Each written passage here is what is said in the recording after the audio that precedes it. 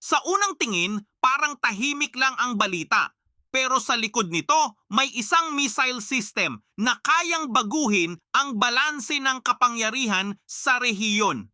Ito ang Typhoon Missile System. At oo, tinitingnan ito ng Pilipinas.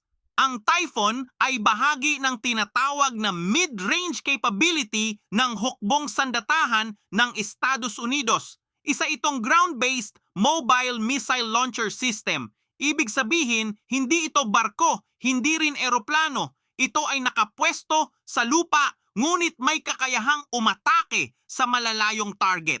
Ang pinaka-unique sa Typhoon system ay hindi lang ang launcher, kundi ang mga missile na kaya nitong gamitin. Dalawa ang pinakamahalaga rito. Una, ang SM-6 missile. Ang SM-6 ay isang multi-role missile at kaya nitong tumama sa eroplano at sa missile at maging sa target sa dagat. May kakayahan din itong gumamit ng advanced sensors at tumanggap ng targeting data mula sa ibang platform. Sa madaling salita, ang SM-6 ay hindi lang pangdepensa. Ito ay isang flexible missile na kayang umangkop sa iba't ibang sitwasyon sa labanan. Ikalawa, ang Tomahawk Cruise Missile. Ito ay isang long-range missile na kayang tumama sa target na daan-daan hanggang 1,000 kilometro ang layo. Mababa ang lipad nito, tahimik at dinisenyo para makalusot sa depensa ng kalaban. Kapag pinagsama ang SM-6 at Tomahawk sa isang launcher, nagiging kakaiba ang Typhoon system.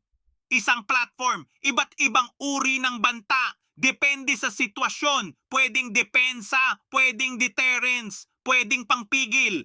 Bakit ito mahalaga sa Pilipinas? Dahil sa West Philippine Sea, hindi sapat ang barko lang, hindi sapat ang eroplano lang. May mga pagkakataon na mas delikado ang paglapit. Ang Typhoon ay nagbibigay ng kakayahang magpigil kahit hindi lumalapit. Ito ang tinatawag na deterrence. Hindi ito sandata para sa unang putok. Ito ay sandata para ipaalala na may kapalit ang agresyon. Isang tahimik na mensahe, may kakayahan ang alyansa at hindi basta-basta. Sa ilalim ng alyansa ng Pilipinas at Estados Unidos, na ipakita na ang Typhoon system sa rehiyon sa pamamagitan ng exercises. Hindi pa ito kumpirmadong binibili ng Pilipinas, pero malinaw ang direksyon.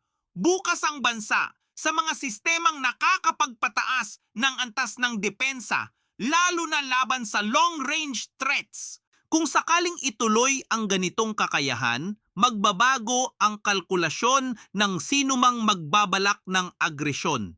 Hindi dahil gusto ng gera ng Pilipinas, kundi dahil mas mahal ang gera kapag may kakayahang gumanti.